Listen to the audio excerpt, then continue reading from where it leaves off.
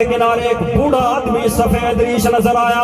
حضرت عبداللہ بن عمر 24 مربع میل کا حکمران عمر بن خطاب کا لفتے جگر. آپ نیچے اتر آئے, صحابیت والی دستار اتار کے اس بابے کے سر پر سجائے, اپنا جبہ پیش کیا. صحابہ کرام پریشان, حضرت آپ اتنے بڑے شان والے صحابی ہیں, اگر کسی کو سلام بھی دے دیں یہ بھی بہت بڑے کمال کی بات ہے. یہ بابا کون ہے جسے سواری پر بھی بٹھایا ہے, دستار بھی عطا کیا ہے؟ آپ نے فرمایا میں نہیں جانتا اس کا خاندان کیا ہے, نام کیا ہے. ہاں میں اتنا جانتا ہوں, یہ میرے باپ عمر بن خطاب کا دوست, اے میرے باپ عمر بن خطاب کا دوست ہے. میں اپنے ابا کی وہ دوستی نبھا رہا ہوں. چوتھا حق یہ ہے ماں باپ دنیا سے چلے جائیں. وَصِلَةُ رَحِمِ اللَّهِ لَا صِلَةَ لَكَ إِلَّا مِنْ قِبَلِهِمَا أَوْ كَمَا قَالَ عَلَيْهِ السلام.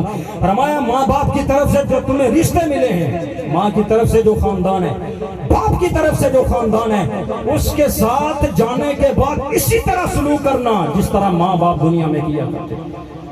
ساڑھے کیا ہونا, ماں باپ دنیا تو چلے گئے تو ساڑھے کیا لگے, لہذا اس حدیث پاک کو سامنے رکھیں.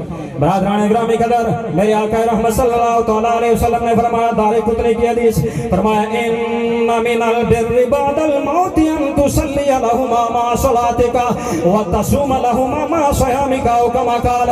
فرمایا لوگوں, جب ماں باپ دنیا سے چلے جائیں اولاد کی ذمہ داری ہے, جب بھی تم نماز پڑھو ماں باپ کے لیے بھی نماز پڑھو, جب بھی تم روزہ رکھو ماں باپ کے لیے بھی. آپ نماز بندہ بولیے اپنے لیے پڑھتا, روزہ اپنے لیے پڑھتے. اس حدیث کی شرح کے اندر محدثین نے دو بڑی پیاری باتیں لکھی. فرمایا اس حدیث کا پہلا مطلب یہ ہے, جب بھی تم فرض نماز پڑھو یا فرض روزہ رکھو, ایک دو نفل یا ایک نفلی روزہ رکھ کے ماں باپ کو احسان سلام. دوسرا اس کا مطلب جو محدثین نے لفظ ماں سے لیا, فرمایا اس حدیث پاک کا ایک مطلب یہ ہے, جب بھی تم نماز پڑھو, جب بھی تم روزہ رکھو, اللہ کی بارگاہ میں ہاتھ اٹھاؤ, میرے مولا جو میں نے تیری نماز پڑھی, جو میں نے روزہ رکھا, یہ ماں باپ کی تربیت کی وجہ سے رکھا, میرے مولا مجھے بھی معاف فرما, میرے ماں باپ کو بھی جنت میں اعلیٰ مقام عطا, مجھے بھی معاف کر, میرے ماں باپ کو بھی جنت میں اعلیٰ مقامات. یہ ماں باپ کے حقوق کے جب دنیا سے چلے جائیں, اولاد کی ذمہ داریاں ہم بکھر جاتے ہیں آنا کے اندر آ کر, من پسندی کے اندر آ کر, لیکن دین اس چیز کی اجازت دیتا ہے وہ رشتے ٹوٹنے نہیں چاہیے, اسی طرح نبھایا جائے جیسا امی ابا نبھایا. ماں باپ کی شان قرآن و حدیث کے اندر بول دیا. میرے کریم آقا رحمت صلی اللہ تعالیٰ علیہ وسلم آپ تشریف فرمائے, صحابہ کرام کے درمیان ہمارے غنیمت تقسیم کر رہے ہیں. مدینہ کی سرزمین ہے, برادران گرامی قدر, میرے آقا رحمت صلی اللہ تعالیٰ علیہ وسلم خیرات تقسیم کر رہے ہیں. اچانک نگاہ اٹھی, سامنے ایک سائے پر پڑی, دیکھا سرکار کے ہاتھ مبارک رک گئے, میرے آقا اس سائے کی جانب دیکھ رہے ہیں. دیکھا ایک بوڑھی ماں لاٹھی ٹیکتی مصطفیٰ کے پاس آئی. جب قریب آئی میرے آقا نے سب کچھ چھوڑ دیا, اپنی کالی کملی بچھا دی, پاس آ کے بیٹھ گئی. کبھی حضور کے چہرے پر بوسہ دیتی ہے, کبھی پیشانی پر بوسہ دیتی ہے, کبھی مصطفیٰ کے کندھوں پر بوسہ دیتی ہے. اب صحابہ کرام نہیں جانتے یہ مائی کون سی ہے. کافی دیر میں ابھی گفتگو رہی, میرے آقا ادب کے ساتھ جھکے رہے.